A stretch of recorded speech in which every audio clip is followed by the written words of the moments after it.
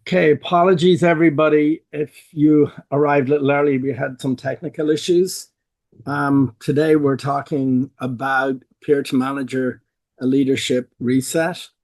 And becoming a manager for the first time, it's one of the most important and misunderstood career transitions in any organizations. I'd encourage any of you to think back if you've ever had that transition from peer to manager, what it was like for you. I can remember for me at quite a young age, I moved from a peer to manager, and it was a mixture of both excitement and trepidation. But one of the things, high individual contributors are often promoted without the support structure or the mindset shift required to lead effectively. And many organizations put people into positions, and the cost of that can be higher than most leaders realize. So, what are some of the challenges that people have in moving from a peer to manager? Well, one of the first ones is establishing authority and balance. And this is around really, we'll go through each one of these. Earning respect, avoiding micromanagement, navigating team dynamics, or effective communications.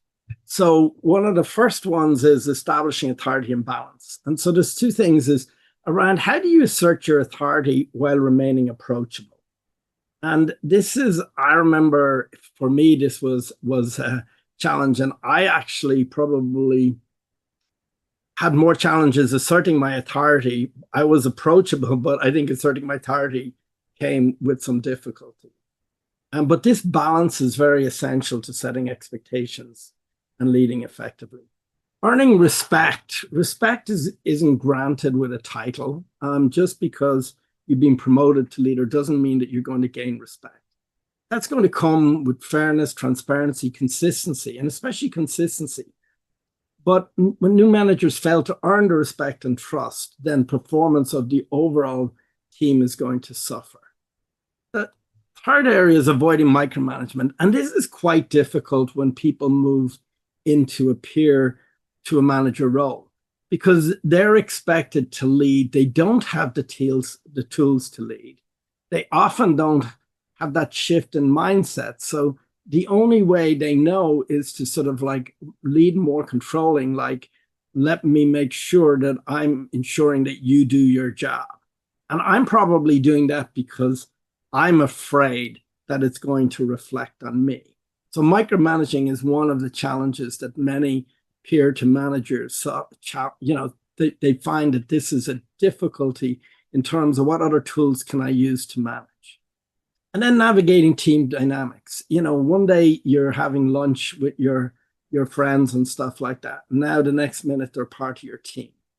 And how do you then manage that sort of dynamics that are there, knowing that these people are people who were once your colleagues or your peers, and now you're your manager? There's expectations from them about what your manager is. And you're also in that sort of situation of feeling somewhat incompetent in this, because if you haven't been given the tools or you haven't that shift in mindset.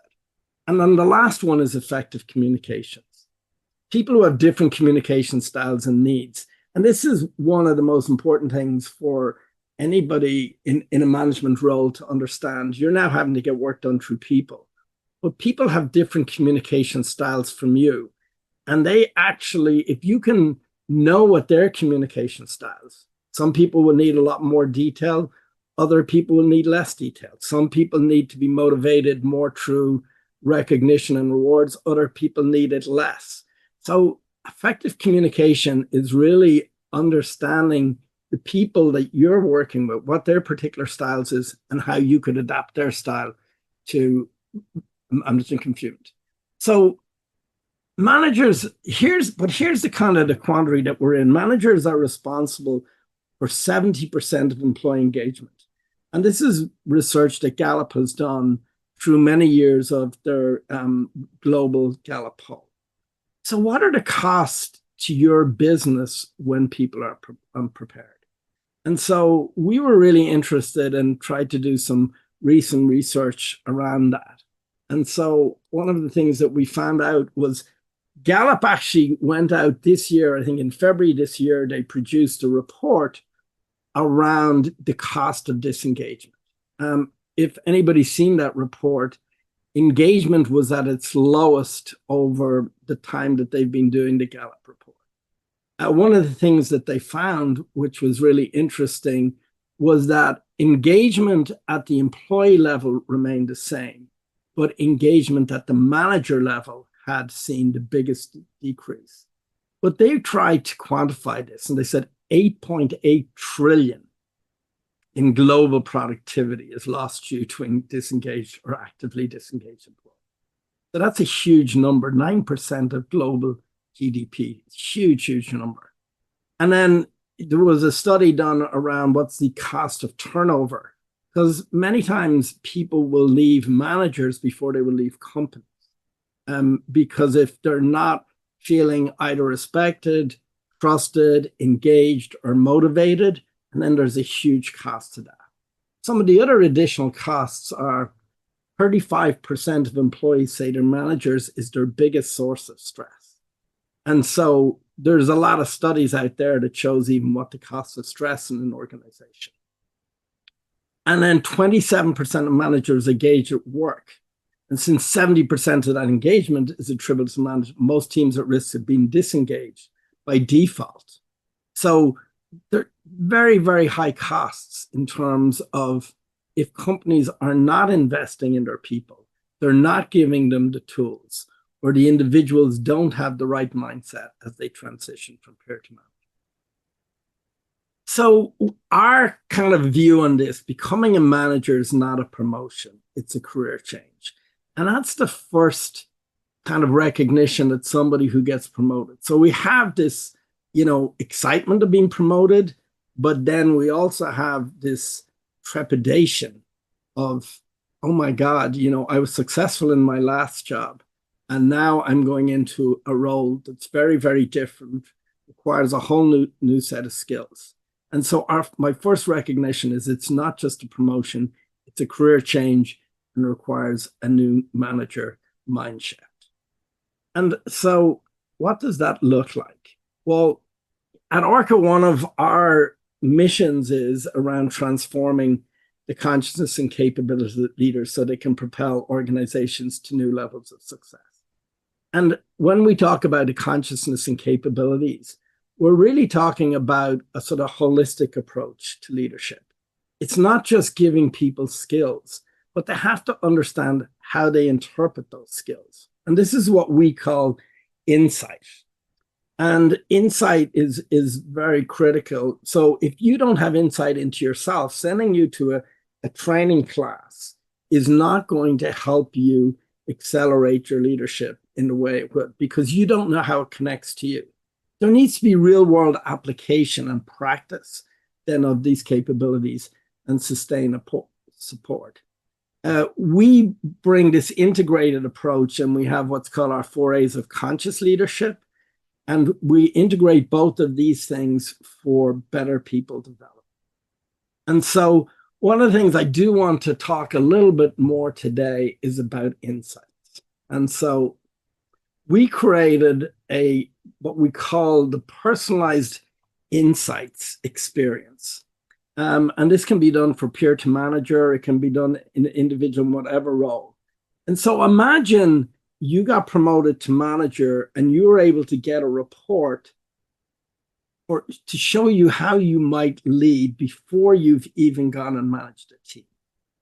And so this allows you to have some insights about yourself.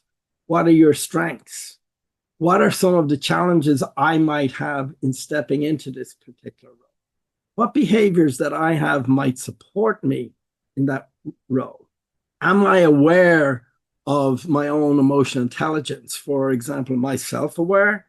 Can I regulate myself? For example, when I'm feeling stressed or I'm feeling afraid, can I regulate myself? Or what motivates me? And all of those things are going to impact how you show up as a manager. So for a manager, it means faster confidence in your leadership style.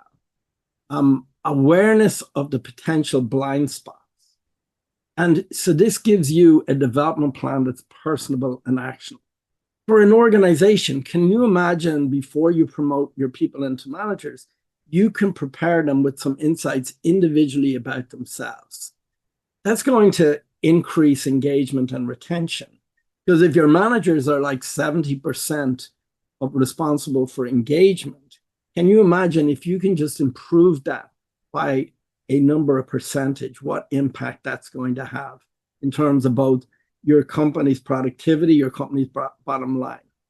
And then leaders then can grow into their roles. And so what we're going to do, this is a really important topic.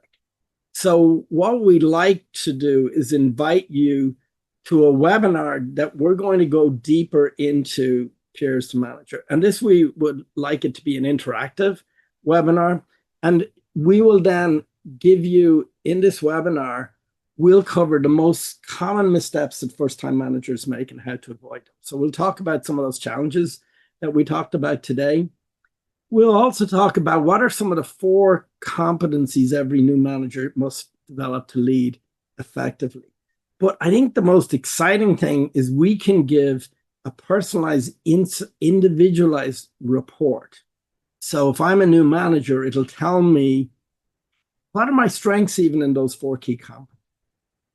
What are some of those common missteps that I make that I could potentially make?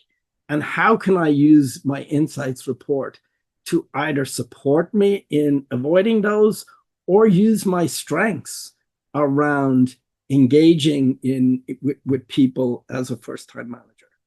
We'll give you then a behind-the-scenes look at the Orca Peer to Manager Insights report. If you come to this, we will also provide you with an individualized insights report for yourself. You'll have the opportunity to get your own individualized insights report.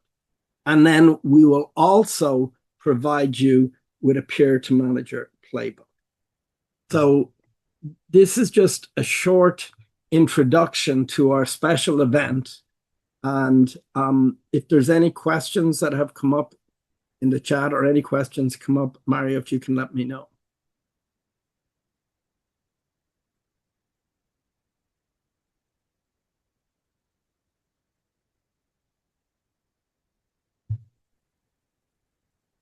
So we'd love for you to join us. It's August the 7th. It's at 1 p.m. Pacific Standard Time.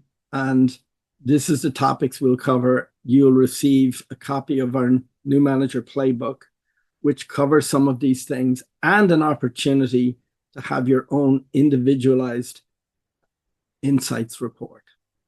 So thanks very much for joining us today, and we hope to see you on August the 7th at 1 o'clock.